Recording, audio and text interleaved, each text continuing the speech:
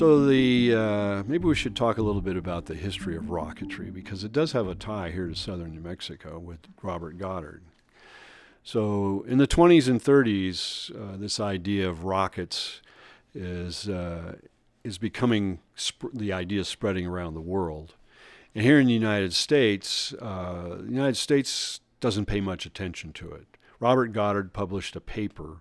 He's a professor from Massachusetts, a paper proposing using a rocket to propel a charge and have it travel all the way to the moon and impact the moon, explode, and people with telescopes back on Earth can watch the explosion, see that it actually happens. Well, the New York Times ran an editorial piece that said that Robert Goddard should go back to doing stuff he knows something about, because he obviously doesn't know much about space travel, that everybody knows that there's no air in space and the rocket wouldn't have any air to push against, so it couldn't get to the moon. So this was kind of embarrassing for Robert Goddard. I can imagine a New York Times article coming out telling you that you don't know what And of course, the New York Times people have no idea what they're talking about. So anyway, Goddard becomes kind of secretive, but he starts developing more rockets, and he comes here to New Mexico, out by Roswell. And during the 1930s, he actually builds liquid-propelled rockets and patents all kinds of things. But he's doing it on a small scale. It's just a few people, a little bit of funding and whatnot, working in his shop out there. Meanwhile, in the rest of the world... Can we talk about that real quick? So he was building rockets, liquid-propelled rockets in his shed at home? Is that what it was on a ranch near Roswell. Okay. The ones he was building in Massachusetts, one of the reasons he came to Roswell is he built these things, and of course they're liquid fuels and stuff. Fires would often occur on landing, and he started fires out in the countryside near Boston. And so the fire marshal of Massachusetts said, no, you can't do that anymore.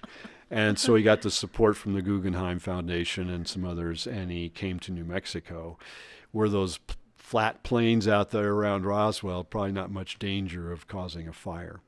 So that's where he worked during the 30s and did most of his main developmental work was at Roswell. So, and that was because, it was just kind of below the radar here in the United States. Nobody paid much attention to it. Meanwhile, in Germany, the Germans thought rockets were great. They had a journalist who wrote stories about, look what we can do with rockets and stuff. If you look at old video, you will see the Germans putting rocket motors on all kinds of things, bicycles, cars, airplanes. There's one film of a guy in a backpack. He's on ice skates. He's going to rocket himself across the lake. Clubs formed to build rockets, so you could build the best rockets, etc. So they embraced rockets. So in the 1930s, the Germans started, when they started to remilitarize under Hitler, rockets and missiles were a way to get around the Versailles Treaty from World War I, which didn't cut back on what they could build as far as tanks and ships and guns and all that. Rockets aren't mentioned. The technology loophole. Yes, that's exactly what it is. Yeah. So the Germans embrace it, and Werner von Braun is one of those club engineers, scientists who's building these things. And the German military hires him, and so he's got the whole German government, big treasury behind him, teams, several hundred engineers and scientists to do this stuff that Robert Goddard could only dream about. But that's why the Germans got so far ahead. And they're actually able to turn rockets into weapons. And they built this V2, which is about 46 feet high, about 5 feet in diameter. And it's capable of flying 180, 200 miles and delivering a 2,000-pound warhead on impact. And so that was what they were firing into Britain and stuff. Nobody else in the world had anything like it. So, but I'll talk about here in the United States what we were doing when we get to the White Sands. So we capture all that stuff at the end of World War II, and the military has realized that we need to look at this. The United States does. And so they look around in early 45, late 44, early 45, for a place to do that testing, to look at this new technology. And the Alamogordo bombing range pretty much fits the criteria they had for clear skies, warm weather, hills on the sides, desert terrain, the land pretty much belonged to the government, et cetera, et cetera, et cetera. And so the decision was made to turn the Alamogordo bombing range into this new missile test facility. And locally here in Las Cruces, didn't find out about that until March or I guess April of 1945, when the government filed a condemnation proceeding against a bunch of ranches just up here on the Oregon Mountains and the San Andres Mountains. And it was to take another 500,000 acres and stick that on the west side of the Alamogordo bombing range and give it more of a rectangular shape, more like what the missile range is. And that became public knowledge, and people started wondering about it. So they do the condemnation action, and ranchers protest. They're only given a month to get out. Again, very short notice. And they want to protest. Well, word leaks out, so the Las Cruces Chamber of Commerce hears about it, and they support the ranchers, and they say, we're going to go to the meeting that the ranchers are going to have with the Corps of Engineers. It's going to be at the Brannigan, the old Brannigan Library, in the auditorium there. And so the chamber, this is all in the Las Cruces Sun News, the articles about this. The chamber says we're going and we're going to support the ranchers, blah, blah, blah. And the Corps of Engineers gets interviewed, and the head of the Corps of Engineers says, the newspaper and the Chamber of Commerce are not invited. It's none of their business. It's like sticking a hornet's nest with a stick, right? Yeah. Whoa. The headlines explode, and everybody's up in arms about it and whatnot. And they're protesting. And anyway, the Corps of Engineers refuses the rancher plea to extend the evacuate or the get out kind of order. And they go to Washington, and the senator and the congressman from here appeal to the Pentagon. They're given an extra month or something. It's something. And meanwhile, more information comes out about this. They talk about blocking Highway 70 out here. And the Chamber of Commerce really gets upset then. I mean, the ranchers were one thing, but when they started talking about blocking Highway 70, and then the misinformation starts flying. Oh, they're going to close it permanently. Stuff like that. And the people here in Las Cruces were actually saying, oh, it's the El Paso Chamber. They're trying to siphon all the traffic, the transportation, the tourism, make them all go through El Paso instead of cutting through on Highway 70.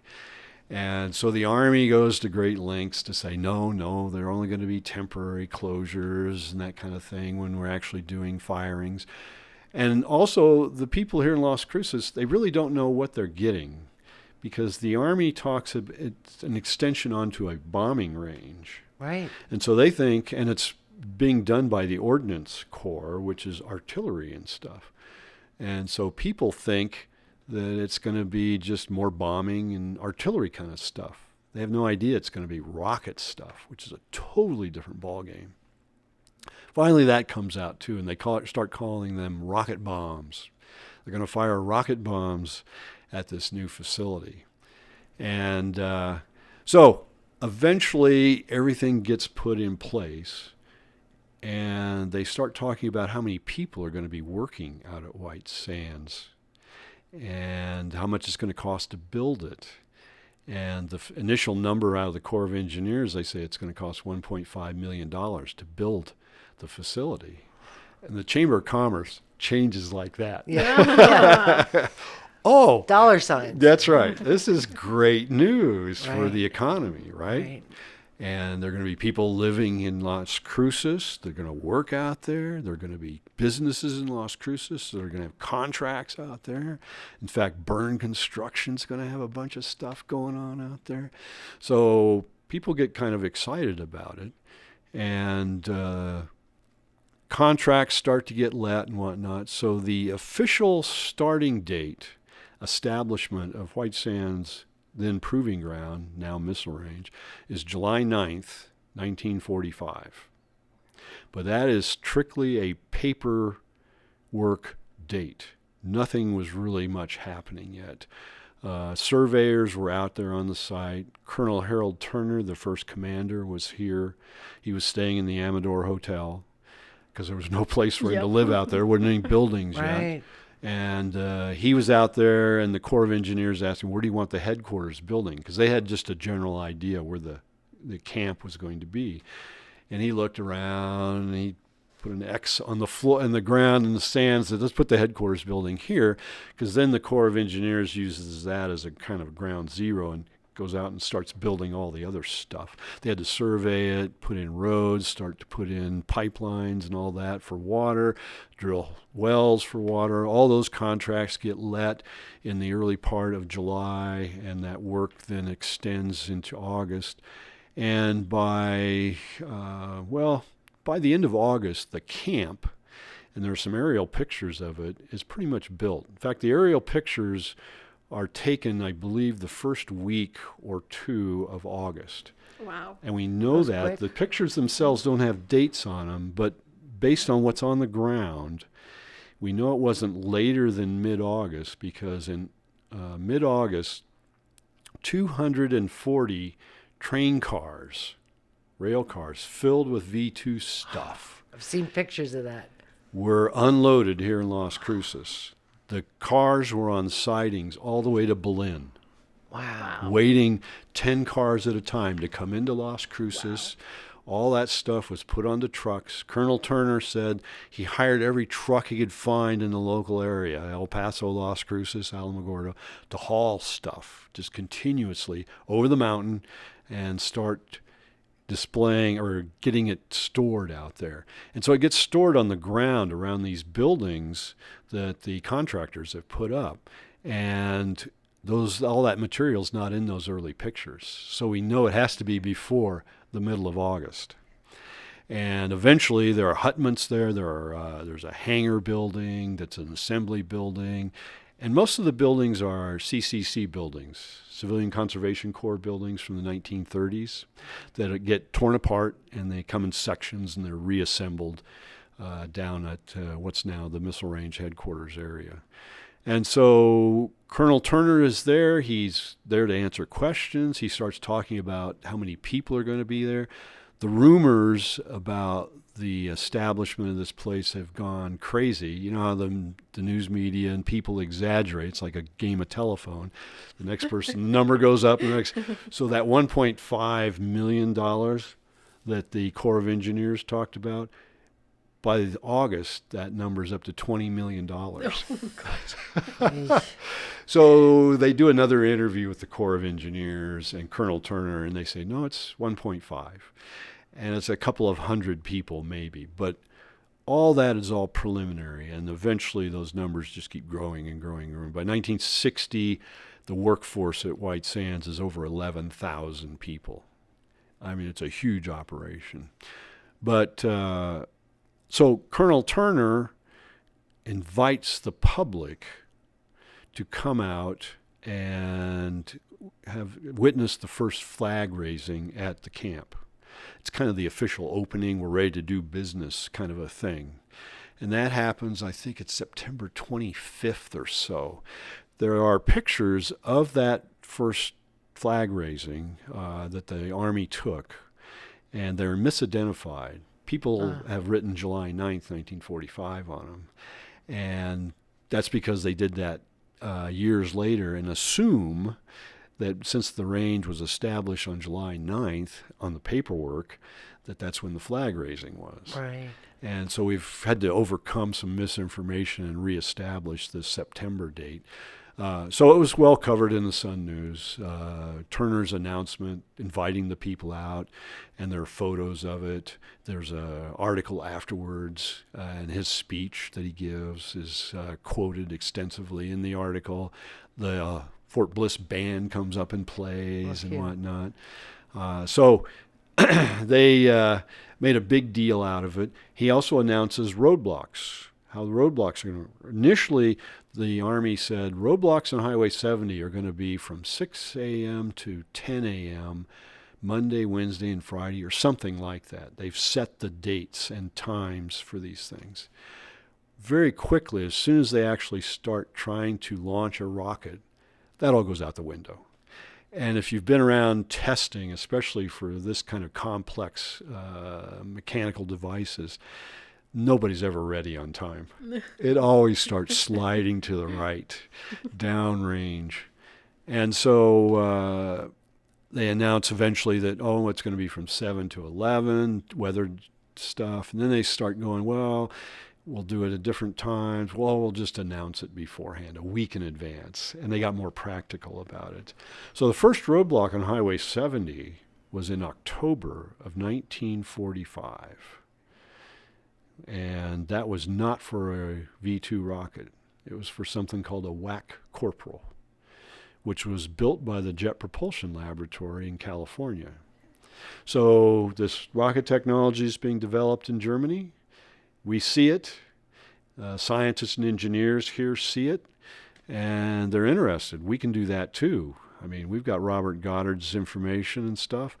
And so JPL out in California, they get a contract to build a small, just a demo kind of rocket to put up a 25-pound weather package to 100,000 feet up. And JPL does this very quickly. In less than a year, they've developed this WAC Corporal rocket. It's a 2-stage vehicle. And so they bring it to White Sands to actually launch it. And it does very well. In October, they fire several of these things, and it actually goes up to 44 miles and carries the package very nicely and stuff. So because it goes so high and a rocket is free flying, it could go, if something goes wrong, any direction. And it means it could easily reach the highway, which necessitates the roadblock on Highway 70. The safety footprint for every missile and rocket that's fired differs depending on the capability of that missile or rocket. So the missile range has to respond. So beginning in 1946, all that material that came through Las Cruces over to there starts to be tested and assembled. General Electric has the contract to assemble those rockets, those V-2s, and launch them. So the first firing of a V-2 engine, just the engine and its propulsion system, is in March of 1946. They've built a structure out there south of the main post where it's a tower and it's set in concrete, where they can anchor a V-2 and light it up, and it's not going anywhere. It's just a test of the rocket motor. And a V-2 rocket motor burns for about 60 seconds. So this is a big deal, that this is the first time in the United States this is going to be tested. And Turner gets the opportunity to invite the locals. He invites the mayor of Las Cruces, the Chamber of Commerce, some of the clubs to come and watch. The news media gets to come and watch. And there are several hundred people watching on the hill, below the hill where this thing is mounted.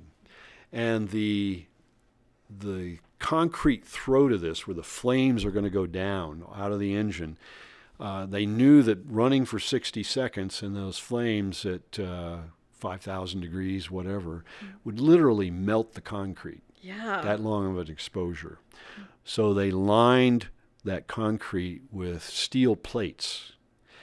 And I can't remember how big they are, but they overlaid them like shingles, so that the thrust and the flames would go down, slide over those shingles, and then out into the desert. And so they're anchored into the concrete wall.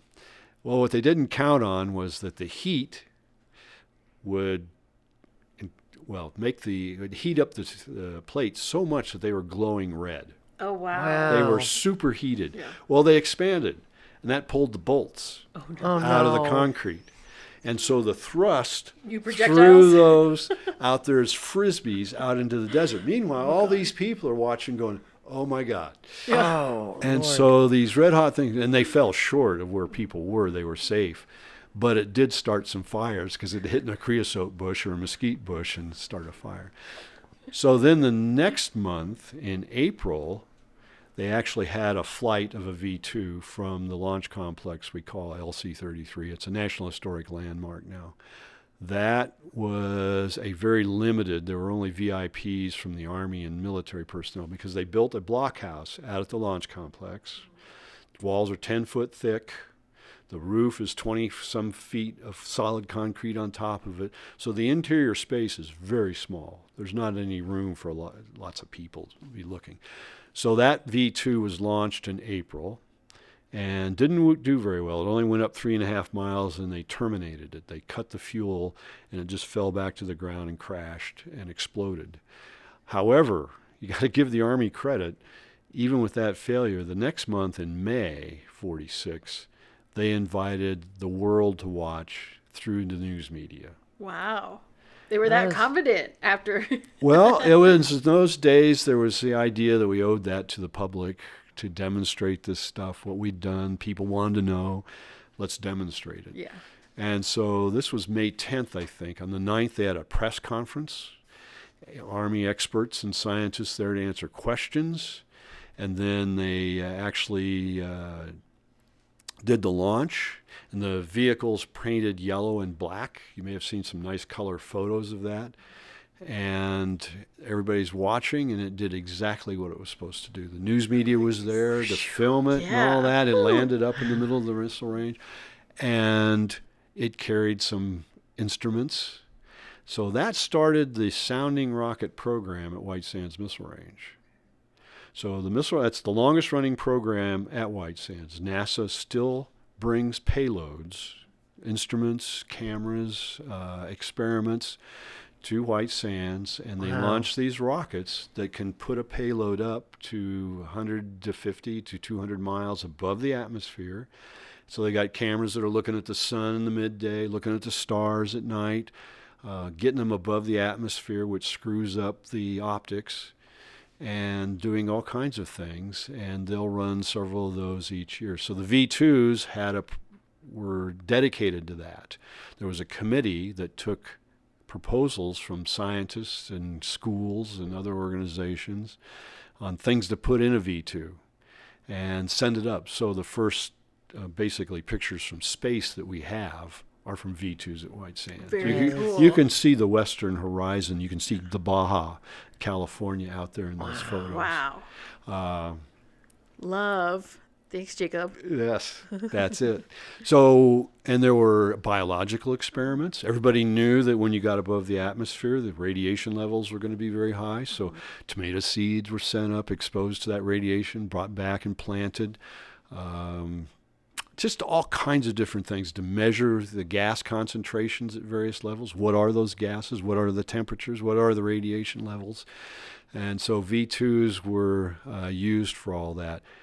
In the meantime, the ranchers are still locked out of White Sands because this has been formed. So their leases from World War II are extended year by year because initially White Sands was going to be a temporary facility. But of course, very quickly, everybody said, no, this is going to be ongoing for a long time. And so the leases were extended 46, 47, 48, 49. And then in 1950, they were given 20-year leases. And the money went up, too, because it included the cash to be able to continue their leases of BLM and state lands for grazing, the grazing leases. And so there was a period in there in the late 40s where co-use was tried. And this is an idea that's done elsewhere depending on schedules and stuff. And the idea is that between firings, between tests, ranchers might be allowed in for a day or two to take care of their cattle, make sure the fences are up, make sure the improvements are still functioning and all that stuff, fix windmills, etc. And they could actually stay in their homes overnight, that kind of thing. Well, the problem with that is, again, these complex machines that you announce a year or a month in advance that you're going to test on a certain day, it doesn't happen. It gets delayed a day or two or three. And meanwhile, the rancher, how do you get a message to a rancher out there in the middle of nowhere? There's no telephone, there's no power. There's nothing. You got to hand deliver. Or they go to you could mail it to them, but they only go to the post office once every couple of weeks. So you can't depend on that. And so there was an instance where a V2 crashed near the Lucero Ranch. Oh, boy. And the Luceros were home. Oh gosh. Oh, man. And the ground shook. Yeah. They were scared to death. And when I took Luceros on one of their reunions out to the place, they always recount that story. Oh. And so co-use became an obvious problem. I mean, they couldn't guarantee the safety of the ranchers, and they might mess up a test, delay a test because somebody might be out there. So it only lasted a year or two, and they got rid of that program. And so the leases were continued in 1970. The decision was made by the courts that the amount of money given by the government to the ranchers to continue their grazing leases was more than enough, since they weren't grazing cattle anymore. So the lease payments were cut in 1970, went back to a low level. And finally, in 1980s, late 70s, early 80s, Congress allocated money to finally purchase the 72,000 acres that was patented land out there. And that included mining claims as well, not just ranches. That money ran out within a year or two. They got to, I think, 64,000 acres purchased. They still had some to buy. And they had to get more money and whatnot. And that led to Dave McDonald's reoccupation of his ranch in 1982, was it? 84, somewhere in the early 80s. And I wanted to discuss him because one of the things you'll hear, it's one of these myths, is that, for instance, the McDonald Ranch, people, I've heard them say this at Trinity Site, the docents that bring in bus tours say, well, the government never paid for their land, they just took it from them. Well, that's not true at all. They were paid these lease payments and then purchase payments, and there are records to document all of that. Dave McDonald snuck back into his ranch in the early 80s with his niece, Mary. And he brought along two reporters, a photographer and a reporter from the Albuquerque Journal. So they get discovered out there on the ranch, and they're armed and all this business. Oh, boy. So the missile range just stands back, and he lets Congressman Skeen and the Cattle Growers Association take care of talking to these people. And they're there about 3 or 4 days, and eventually they'll leave. But they got an agreement that the Congress would hear their case. There would be a committee formed that would listen to the ranchers, listen to what they had to say, and about the money and how much money it should be. Dave wanted $1 million for his ranch, and for his 1 square mile. And so other people wanted more money and whatnot. So anyway, they leave, and there are hearings that are done. There's actually a congressional record, if you want to look at it. Wow. A printed of all the testimony of all the ranchers. Wow. And in there is not just the money, but how they were treated. Some of this stuff about, one rancher talked about, they had calves, or they were in calving season, and you couldn't move a mother cow when they're calving and stuff. And the military personnel just, you move them or we move them, and we'll dump it at the boundary. So there's some of that testimony on how badly they were treated back in 1942. So anyway, it's kind of interesting reading. But there was a bill introduced to further compensate these ranchers. I think it was $23 or $24 million. It never got out of committee. Basically, the congressional folks, they're from other parts of the country, and they're going, wait a second, these people were using our land. That was public land. We owned it. They didn't. We let them use it. We're not paying them more money for that. It was the basic argument, I think. And so the bill never got out of committee. And all the ranch lands, all the privately owned lands are now been purchased. So I use as an example Dave McDonald, because he made himself a public figure by bringing the Albuquerque Journal in with him and having all those articles written about him. And you'll see people, like I said, claim that he never got paid. Well, Gene Simpkins was our real estate manager when I came in '77. When Dave came on board in the early '80s, I went to Gene. I said, "What do we know about Dave McDonald? What were the payments and whatnot?" And Jean was the most organized person I think I've ever met. She kept, and a county clerk's office would love this. Jean had stuff, she had everything. She could pull out a file, and she showed me who endorsed the checks that were written to the ranchers, who signed them and stuff. She had that. And so she put together a summary of payments for Dave McDonald and whatnot. All the lease payments. There were payments for improvements to land that were updates to just that were part of the contract. And the leases they're very complex contracts that list all the improvements on the land. And she had all the payments. She summarized it all for me. And the bottom line and the purchase prices, because she had to get the deeds then for the land. For Dave McDonald and his partner, there was a family member who was a partner, the total amount was about $450,000. Wasn't nothing. It wasn't a great amount. It wasn't $1 million, but it wasn't nothing either. Right. I think that if you look at it legally, the government did everything legally. Morally or ethically, did they treat people well? Probably not so much. But I would like to read to you these leases are wonderful things to look at, and they're in the archives at the museum at White Sands. Oh, cool. So I know you've talked about the Luceros. You know, they traded off being sheriff here in Las Cruces, Doña Ana County, through right after Garrett through the early 30s. There's only 2 times where they weren't sheriffs in that time period. One was when the Republican Party had a big kerfuffle, and the old guard with the new guard, and they had a disagreement, and Felipe, I think, was the candidate, but the Republicans split their vote. So the Democrat won that year. Oh, gotcha. And then they decided they were going to retire, the 2 of them. They retired, and then Jose decided, I'm going to run again, and he ran and won again the last time there was a Lucero sheriff. But Felipe's land, again, this a water deal, he had a spring up on the side of the mountain, San Nicolas Spring, and he piped the water down to his house, which is on the flats.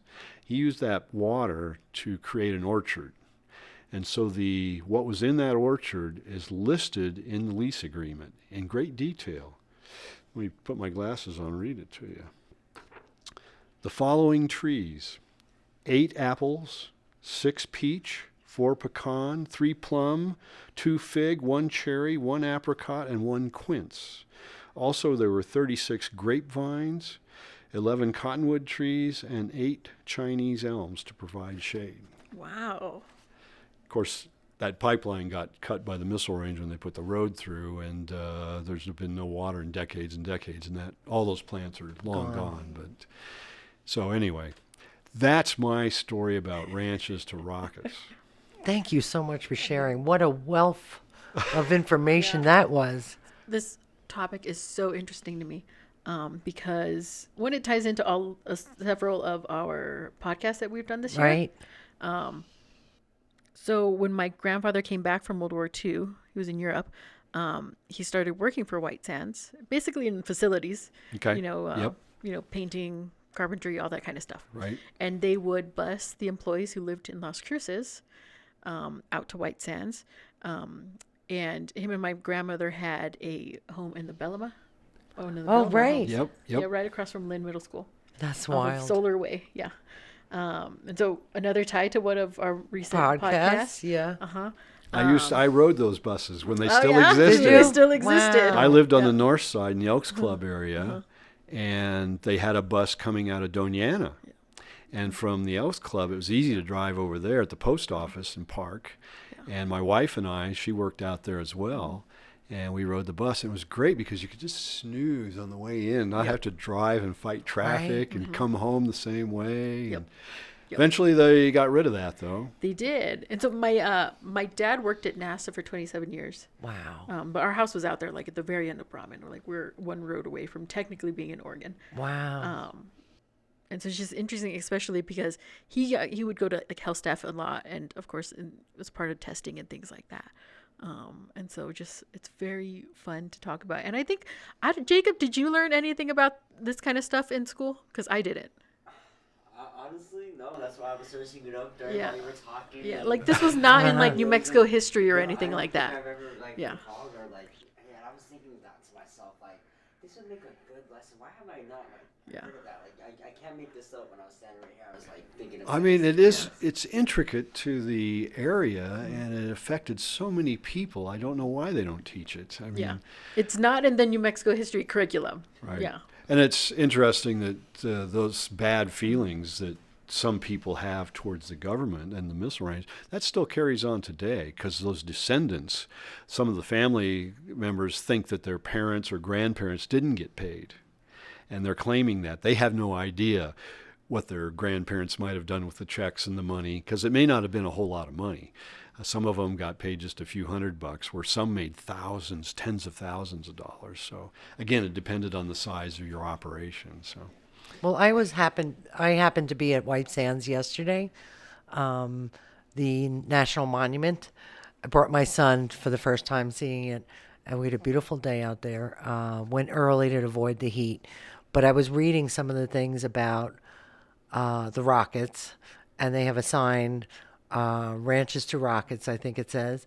And on another note, my daughter, when she was at the university and she was doing her field work, it was out at White Sands, and she had to get government clearance. She had to respect the clear out when there's a missile test evacuate, going on. right. Yep. So it's Yeah, it's still, I don't know if people may not know that. It's still an active missile range. yes. Right. It's when I got there in '77, it was still the height of the Cold War. And we were going great guns, Pershing missiles, Patriot missiles, all kinds of stuff, testing, foreign governments coming in to do testing. And Highway 70 would get blocked in some cases every day of the week, sometimes a few Wow. times a day. I mean, and now it's once a month or what, I don't know. But Yeah. and Now you got to check the Facebook to make sure Right. that you're going at the right Right, time right. and that you don't have to sit up on the pass waiting. Right. So it's changed. All those big systems that were driven by Cold War activities have gone away. Well, they're still out there, but they're Also, not developing new stuff.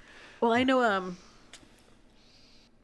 Is it the dome that Israel uses? That was They call it the developed back Iron Dome. then? Israel the Iron does. Dome, yes, Right. which was developed here at White Sands. Some of it was, yes. There was laser testing at the High Energy Laser Systems Test Facility, which is out on Highway 70 when you're going to White Sands National Park. It's on the north side of the road there. Not sure that they tested Arrow missiles here, which was their missile system to intercept other missiles. You know, it's interesting, we're talking about this, and of course the administration now is pushing this Golden Dome thing. That first V2 firing where the news media was there, May 10th, 1946, the Army had military personnel, officers, and scientists there to talk to the news media. And going through the press reports from various newspapers, they all home in on things. And one of them said that the military was looking at building missiles to intercept other missiles. Wow. This is 1946. Wow. These guys have Yeah. thought of this already. And of course, it's going to take decades Yeah. Right. before that technology Yeah.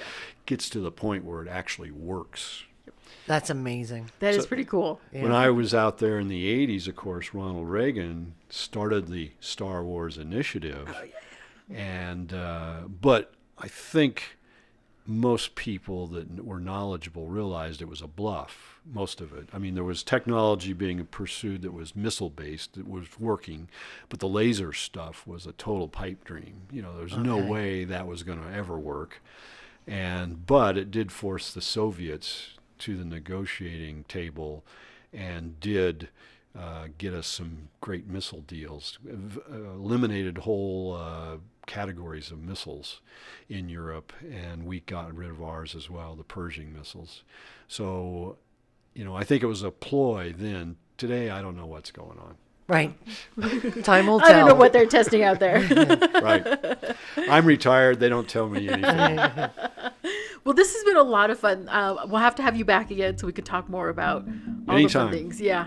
Bern, thank Bern you. has a list of my topics that I talk about. I Excellent. do. And we will put your information on your books, and maybe we'll buy a couple books too, Bern. Oh, I would love that. Sounds good. I We'll would get a love that. couple. Would you like me to donate some? Can you do that? Can you accept donations? It's okay. We like buying our staff books because we're the historians of the county. Okay. And we've had some really cool books Yes, that we from have. guests that we've My had on. library's growing, and I it's know. very exciting. We're gonna create a little library nook in this room. By the Oh, way, yeah, nice. from all the books that we get Great. There you from go. guests. Yes, Jacob, thank you for being awesome, and for all the editing. We don't get this done without Jacob, so thank you, Jacob. Thank you, Jacob. Yes, thank you, Cynthia. I know she couldn't join us today. Thank you for Cynthia coordinating all of this stuff. Thank you, Bern, for bringing us another great episode. Thank you, Jim, for joining us today. My pleasure. This It's is a lot always of fun fun. to So talk much. about the white sand stuff. Yeah. It's Well, wild. It is. It It is is. This was a wild. good one. I loved it, Bern. Thank you. Thank you for listening. Be sure to follow us on all of our social medias. You can listen to this podcast or view it on YouTube on all the major platforms: Spotify, iHeartRadio, Apple Podcasts, on Libsyn. But be sure to follow us, and we will see you next time.